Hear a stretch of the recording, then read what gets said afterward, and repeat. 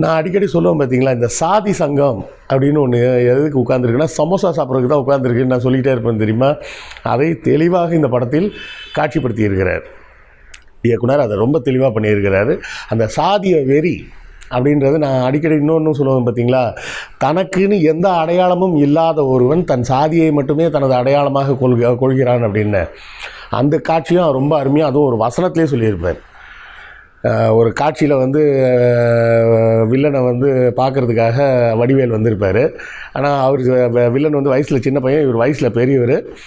ஆனால் இவர் நிற்க வச்சே பேசிகிட்டு இருப்பான் அந்த வில்லன். அப்போ இவனை உதயநிதியும் வர சொல்லியிருப்பாங்க. அவர் வந்த உடனே தம்பி உட்காருங்க அப்படிம்பான். அப்பா நீங்கள் உட்காருங்க அப்படின்னு சொல்லுவான். யார்? உதயநிதி வந்து நீங்கள் உட்காருங்கப்பா அப்படின்னு வடிவேலை பார்த்து சொல்லும்போது வில்லன் சொல்லுவான், அவர் உட்கார மாட்டார், யார் சொன்னாலும் உட்கார மாட்டார் அப்படின்னு சொன்ன உடனே உதயநிதி கேட்பதாக ஒரு காட்சி வரும். யார் சொன்னாலும் இல்லை, நீங்கள் சொன்னீங்களா, நீ சொன்னியா உட்கார சொல்லி அப்படின்னு கேட்பேன். உடனே கை கலப்பாயிடும். எல்லாம் முடிஞ்ச உடனே அவங்களெல்லாம் கட்டி வச்சு அடிக்க போகிறாங்கன்ற மாதிரி ஒரு காட்சி வரும்போது அவன் சொல்கிற வசனம் வந்து மிக கூர்மையான ஒரு வசனம். அந்த சாதி வெறியை தெளிவாக காட்டக்கூடியது. அந்த வில்லன் சொல்லுவான், அந்த ஆள் நிற்கிறது